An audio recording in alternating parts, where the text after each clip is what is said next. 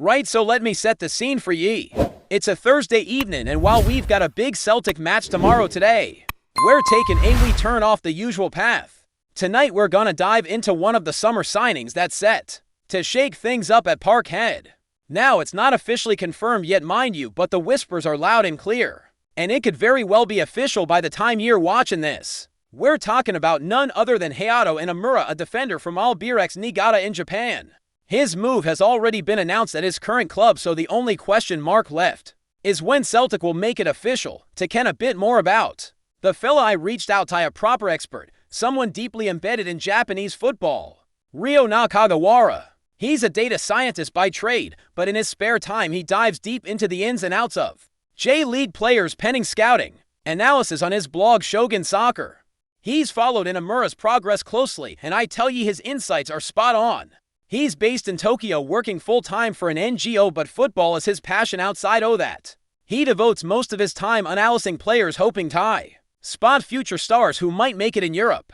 And that's exactly how he came to right about Inamura, and even us discovering him. Now here's something that might surprise a few Celtic fans. Inamura's only been officially a pro for roughly 6 months. Last season he appeared for Niigata, but not under a full professional contract. He was still registered as a university player. The J-League allows youths from university or high school to play limited minutes for professional clubs while not yet fully signed.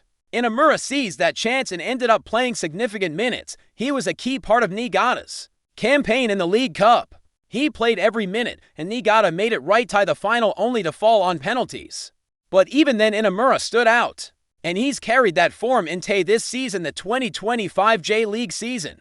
It can feel a bit unusual to Scottish fans, thinking someone with just half a season of pro experience is off to Europe, but this model isn't that strange in Japan. Many promising young players go to university sides after academy, so they can earn regular game time. Clubs keep tabs on these players throughout their university years, and if they continue to perform, they're brought back as professionals. We've seen that with players like Ryo Hitachi in the past. It's a different pathway to what we're used to here, but it works. That brings us to Inamura's position. There's been debate over whether he's a center back or a left back, maybe even a defensive midfielder. But Ryo tells us that since his full registration he's been played solely as a left-sided center back. He might have had a spell at left back in his younger days, but at Niigata, he's been part of a back for consistently occupying the left center back spot. So it's unlikely he'll be moved to left back if he comes to Celtic, especially when we've got Kieran Tierney returning, who's almost certain to be first choice there. Inamura would more likely be depth cover at left back if needed, but primarily sign to slot into center back. So what makes him stand out? Well, he ticks a lot of boxes for modern defenders. He's calm on the ball, excellent in build-up play, and smart with his movement. He's always available for a pass, positioning himself to be an option, receiving the ball, opening up angles, and making himself part of the flow. He plays with patience, pinging the ball around, shifting it side to side until he spots the right moment to play a vertical pass into midfield. And he's got that ability to disguise passes and deliver long diagonals when there's space. Ryo even shared clips of these on his blog, Top Drawer Stuff. What really impressed was his carrying. He ranked in the top 4% for center backs in terms of progressive carries. He isn't the outright quickest, but he's smart. He invites the press, absorbs it, then uses a feint or a shift to explode forward, breaking lines with the ball at his feet, then finding teammates higher up. That trait is pure gold for teams like Celtic, who love to play out from the back and break the press. Now, no player is perfect, and Inamura has shown he can be a bit adventurous at times. He dares to try things which can lead to the odd pass being misplaced and inviting pressure on Niigata, but Ryo says that's part of the package. It's the risk that comes with a ball-playing defender. It's exactly the sort of thing Celtic are aiming for, given how they like to play. A bit of risk, but with potential for big reward. Still, Ryo flagged a key concern: his aerial ability. According to the data, Inamura's success rate in the air is not great. Sometimes he doesn't jump or doesn't position himself to win aerial battles. That leaves room for vulnerability. Newcastle-style long ball set pieces or big strikers banging headers around. And sure, he's not a giant. Height isn't his game, but he's athletic. He reads the game well, he's quick in short bursts, and he's adept at covering ground, sweeping up loose balls, and managing his position smartly. But he's not a powerhouse in the air, and that's something Celtic will need to consider. One thing's for sure, this isn't a buy for today kind of signing. Rio believes Celtic have their sights set on the future, and Imura needs time to develop. He's still learning the ropes of pro football, and he hasn't earned a call-up to any of Japan's youth national teams, let alone the senior squad. That's a big difference. Players like Daisen Maeda, Rio Hadid, or Kyogo Furuhashi. Those guys were stars in J-League, called up to the national squad, and came to Europe already established. And Imura, he's earlier in his journey in Celtic. We'll need to be patient, but the potential is there. Now this market has changed. Back when Celtic signed Rio Daisen or Kyogo, they were often the front runners for those players. But times have shifted. Those types of J-League stars are now heading straight to the Bundesliga or top Belgian clubs, the bigger markets. So Imura represents a different strategy, a young developing talent with huge upside, rather than a J-League star already proven. That covers the core of Rio's analysis on Imura. He's a ball-playing center back with real promise, and a style that fits Celtic's philosophy. But he's young and experienced at pro level and has some areas to work on, especially aerial duels and physical robustness. Celtic will need to invest time in him, pair him with the right center-back partner, and give him the environment to grow. And if all goes well, he could be a long-term asset for club and country. And while we're talking about growth, let's not forget what's possibly motivating this move from Imura's side. According to Rio, one major factor is the Japanese national team. Now the Samurai Blue have evolved massively over the past few years. Their squads these days are packed WI players based in Europe. Not just the main 11, but even the reserves, the backups, the C and D squads. It's no joke. Back in the day you could break into the national side playing your trade in the J-League. But now you need to be in Europe. It's the stage, the exposure, the level. And Imura probably knows that if he wants to put himself on the radar for future call-ups, making the jump early is a smart move, even if it's risky. And this risk, it's what makes the whole thing interesting. We're no talking about a fully polished player like Hadid was. This lad's still raw. He's not had any experience with Japan's youth teams, never worn the national shirt even at under 20 levels. It's all about projection, what he could become. Celtic, to their credit, seem to be leaning into that. They're looking beyond what's on paper right now and betting on what could be unlocked a year or two down the road. Rio made a brilliant comparison with another player who'll still be fresh in the minds of many Celtic fans, Yuki Kobayashi. Now Kobayashi had a very similar profile. Left-footed center-back, excellent with the ball, silky passer, composed. But when it came to the gritty side of the game, the elbows out, headers and sleeves rolled up style of Scottish football, he struggled. The physicality got the better of him at times, and in Imura, according to Rio, it's not out of the question that he could face the same challenges. He's not a bruiser, not a natural at handling high balls or big strikers backing into him. That said, Kobayashi often played alongside a stronger, more dominant center back who'd deal with the muscle while he swept up behind. If Celtic can strike that kind of balance again, maybe that'll bring the best out of Imura. There's also a broader change going on in the football world that Celtic are clearly responding to. The European market's wide awake now when it comes to J-League talent.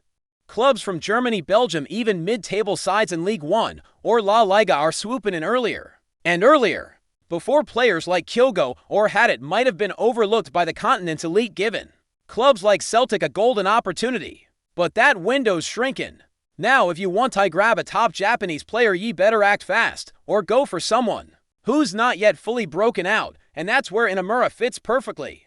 He's not had the spotlight, but he's got all the ingredients, and make no mistake, there's pressure that comes with that. When you're following in the footsteps of Rio Daisen, Kyogo, players who arrive and made instant impacts, fans can naturally expect similar things. But Imura's story is different. He's a project, a diamond in the rough. He might not come in and boss the backline from day one. He'll need time, games, maybe even a loan spell at some point if the transition proves tougher than expected. That patience will be crucial. Rio also pointed to one more thing that really speaks volumes. Imura's not just catching the eye of European scouts. He's also got plenty of admirers back home. Other J-League clubs were already sniffing around, seeing Niigata's likely relegation this year as a chance to scoop him up. But Celtic have moved quickly, beating domestic rivals and European competition alike. That says a lot about how they operate these days. Sharp, decisive, with a keen eye on the future. And look, when you watch the lad play, as Rio's footage shows, It's easy to see what they're excited about. The way he shifts his body to feint a pass one way and deliver it the other. The confidence in taking the ball under pressure, holding off a press and then carrying it through midfield like a seasoned pro. The long diagonals that switch play and break lines. That kind of calm, composed play and style is tailor-made for Celtic Park, especially when we're up against teams that sit deep trying to nick a draw or steal a goal on the counter. But it's not just about style. Celtic fans know better than anyone that defenders in this league need to handle themselves. Whether it's dealing high balls pumped forward in the rain at Pittodrie, or marking a big target man on a cold Wednesday night in Dingle, physical duels are part of the job, and Amura will need to adapt, bulk up, toughen up, and learn quickly what it means to defend in Scotland. There's also an attitude aspect that's hard to measure but crucial. From everything we've heard, Amura's got the right mindset. He's switched on, eager to learn, and fully committed to taking this next step. He's not just chasing a move, he's chasing a career. And in a dressing room that already has a strong Japanese core, that transition might be smoother. Having players like Kyogo Hadid and Maeda around, not just as teammates, but as cultural guides, could make a huge difference. And if we take a step back, maybe that's the bigger picture here. Celtic have built something special with their Japanese signings. They've opened a pipeline that's brought real quality to Glasgow. But more than that, they've shown they can be a launchpad, a place where players can grow, shine, and take the next step. And Amura might just be the latest chapter in that story. Before we wrap up, it's worth touching on another name that's been floating around, Shun Yamada, the Kawasaki frontal striker. Rio's been following him as well, and while we're still a bit away from anything concrete, it's an exciting possibility. Yamada's a pure poacher, a fox in the box. His movement is razor sharp, and while he's not tall or dominant in the air, he's got an uncanny knack for finding space and getting on the end of chances. Headers, left foot, right foot. He scores all sorts. He's had a quieter season so far, not quite hitting the same levels as last year, but his positioning and instinct are still there. Could be another smart pickup if Celtic want to strengthen up front. But the main focus right now is in Amura, a young center back from Japan, barely into his pro career, already packing a mature style of play and the vision to control a game from the back. There'll be bumps along the way, no doubt, but the foundation is solid. With the right coaching, the right environment, and a bit of patience, we could be looking at a gem in the making. And remember, every great player starts somewhere. Maybe, just maybe, this is where Amura's journey truly begins. Before we proceed, subscribe to our channel and enable notifications to receive all exclusive news about Celtic FC. Don't miss any details about your favorite team. It's extremely important for Celtic FC fans. There's a growing whisper making the rounds in the east end of Glasgow, and it's got the Hoops faithful leaning in. Word on the terraces is that Celtic could be setting their sights on a Scandinavian swoop, with Swedish winger Benjamin NYGREN emerging as a surprise name linked with a move to Paradise. While there's been no official word from the club or Parkhead insiders, sources close to the European scene suggest that talks may be quietly progressing. Behind closed doors, NYGREN, once touted as one of Sweden's brightest attacking talents, could be just the sort of player Brendan Rodgers is looking for to add fresh dynamism down the left channel, a position that has seen its share of inconsistency in recent months. Though NYGREN has flown somewhat under the radar since his early breakout, there's no denying the raw tools he brings to the table: blistering pace, sharp technical control, and a keen eye for cutting inside or whipping in a dangerous delivery. It's that exact profile that's reportedly caught the eye of Celtic's recruitment team, who are believed to be scouring the continent for undervalued gems with room to grow. Rumors have it that NYGREN sees Celtic as an ideal next step. A club with a winning tradition, European ambitions, and a fanbase known for their passion. The Swedish winger could follow in the footsteps of fellow Scandinavian stars, who found success in Glasgow, possibly thriving under Rodgers' demanding yet developmental approach. Of course, nothing is signed or sealed yet, and with the transfer window just creaking open, this could all be smoke and mirrors. But in the buzzing world of football gossip, sometimes where there's smoke, there's fire. Keep your eyes peeled. Hoops fans, NYGREN to Celtic might just become the next big Parkhead headline. Hello, fan, don't forget to like and subscribe to the channel, as it means a lot to Celtic FC. Also, share your opinion about the news in the comments below. See you in the next video.